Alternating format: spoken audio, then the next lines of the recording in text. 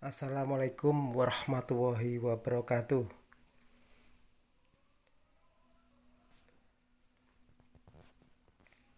Kuliah pada hari ini kita akan membahas mengenai bagaimana mengelola produksi dalam bisnis.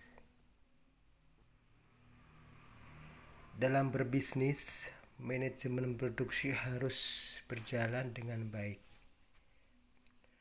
Seorang entrepreneur harus memahami proses manajemen produksi. Apa tujuan manajemen produksi? Tujuan manajemen produksi adalah usaha untuk mencapai tujuan yang dilakukan dengan cara mengkoordinasikan kegiatan orang lain melalui perencanaan, pengorganisasian, pengarahan, dan pengawasan. Atau kita kenal dengan melakukan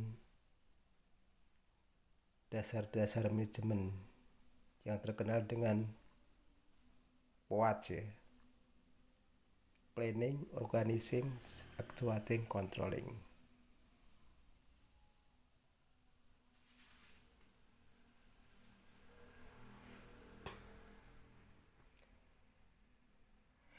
Mengelola produksi tidak lepas dengan yang namanya planning atau perencanaan. Untuk memastikan sejauh mana manajer produksi mempersiapkan perencanaan produksinya secara matang. Yang kedua, kita akan berhubungan dengan organizing. Artinya apa? Sejauh mana manajer produksi mengatur sumber daya manusia dalam perusahaan atau bisnis mereka untuk proses produksi agar proses produksi dapat berjalan dengan lancar. Yang ketiga, manajer produksi diharapkan mampu memaksimalkan sumber daya organisasi untuk kelancaran proses produksi.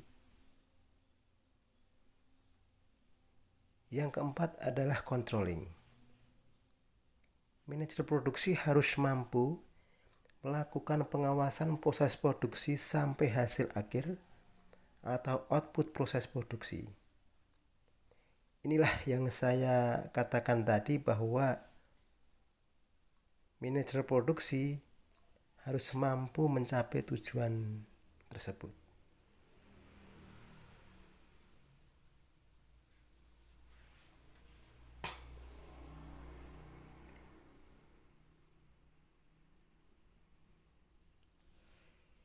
Selanjutnya kita akan membahas mengenai proses transformasi produksi. Dalam proses transformasi produksi yang perlu kita siapkan apa?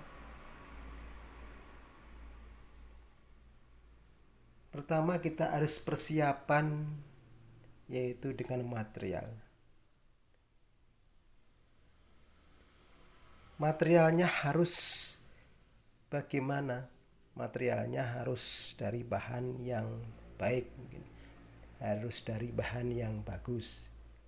Bahannya harus murah tapi baik gitu. Mungkin mencari bahan-bahan yang terhindar dari bahan-bahan yang mengandung bahan kimia. Dalam konteks sekarang, yaitu dengan produk yang menobatkan dirinya sebagai produk green product. Artinya harus bersih dari kimia. Yang kedua, perlu juga peran manusia. Nah, kalau bicara mengenai manusia, kita harus memaksimalkan bagaimana sumber daya manusia yang ada dalam organisasi bisa bekerja secara maksimal. Yang berikutnya kita bicara modal. Modal harus dikelola secara profesional sesuai prinsip-prinsip yang berlaku dalam proses produksi. Yang keempat, kita harus melakukan transformasi energi untuk percepatan proses produksi.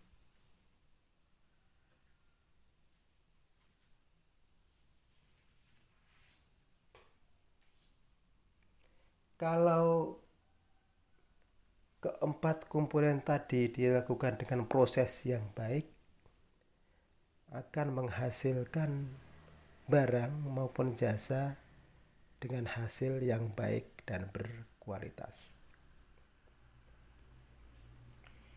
Dalam proses transformasi ini juga tidak lepas dari kita bicara mengenai pihak eksternal. Pihak eksternal harus menjadi perhatian di dalam proses produksi. Untuk apa kira-kira? Yaitu untuk memastikan produk yang diproduksi tidak lepas dari rohnya kemauan pelanggan. Pelanggan menginginkan produk yang diinginkan sesuai harapannya.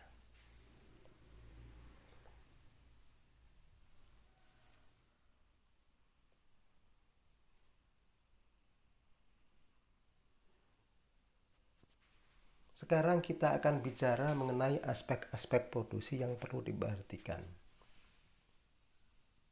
Kita akan bicara mengenai desain produk. Desain mungkin harus menarik. Desain mungkin dari segi kekuatan harus maksimal kuat. Dari segi kebutuhan, dari segi kegunaan berguna. Dan dari segi keindahan dipandang manis, dipandang stylenya mengikuti perkembangan customer. Yang kedua, kita bicara mengenai kualitas. Kualitasnya harus bagaimana? Kualitas ini adalah harus memenuhi standar kualitas yang diinginkan pelanggan. Dalam artian kualitas ini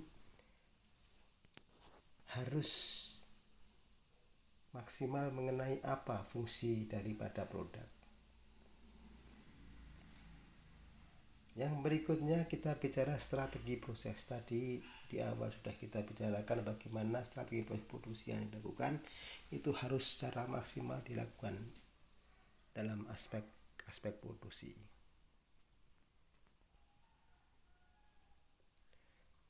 Selanjutnya lagi kita bicara layout. Dalam proses produksi, layout harus diperhatikan oleh seorang manajer produksi atau entrepreneurs untuk memastikan bahwa proses produksi itu berjalan dengan alur yang baik.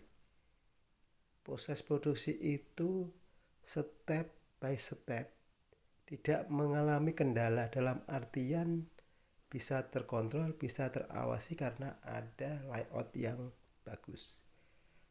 Ketika layoutnya jelek, bisa-bisa mengganggu proses produksi yang akhirnya tidak bisa menghasilkan produk yang maksimal dan mungkin juga dapat menghasilkan sesuatu yang rugi malah. Yang berikutnya kita bicara sumber daya manusia. Tadi kita bicara manusia. Manusia harus secara maksimal difungsikan dalam organisasi dalam proses produksi. Berdasarkan data yang ada bahwa manusia dalam proses produksi ini harus benar-benar dimanage dengan baik, dimanajemeni dengan baik. Kalau tidak, perusahaan bisa rugi. Berikutnya kita bicara rantai pasokan.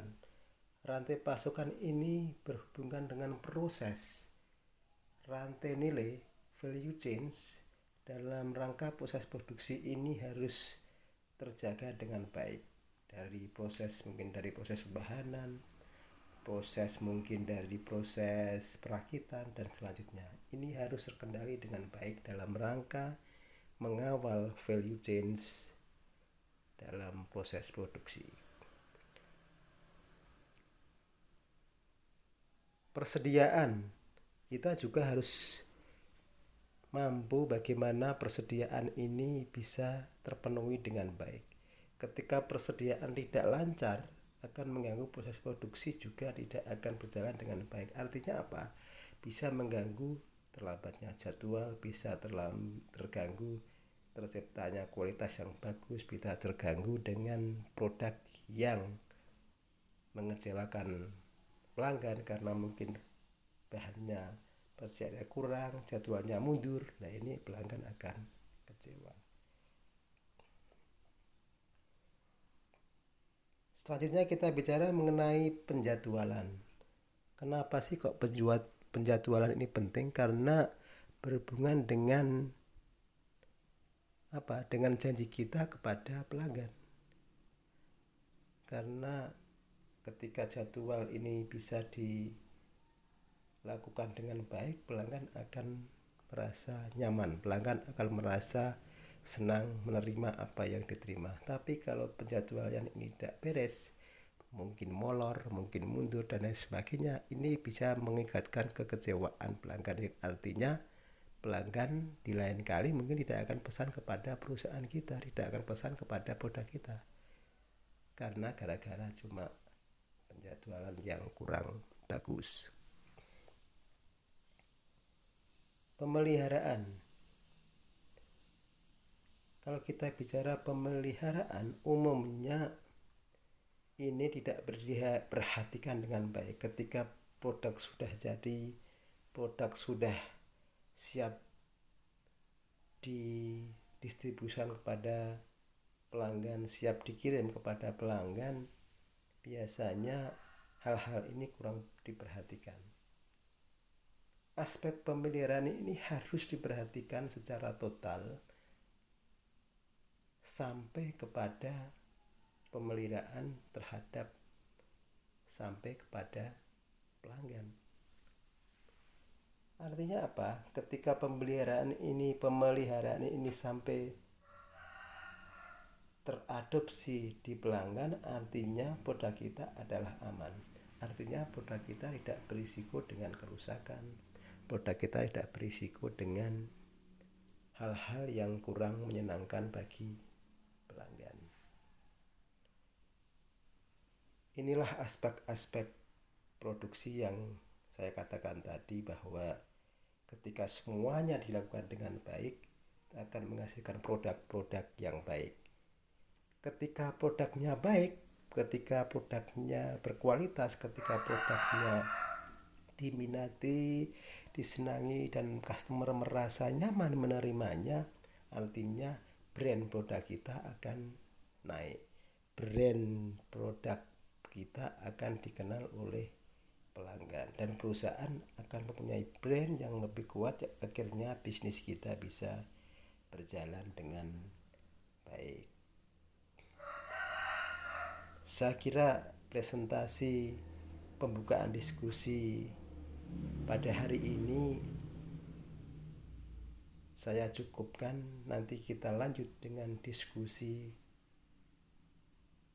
selanjutnya. Wassalamualaikum warahmatullahi wabarakatuh.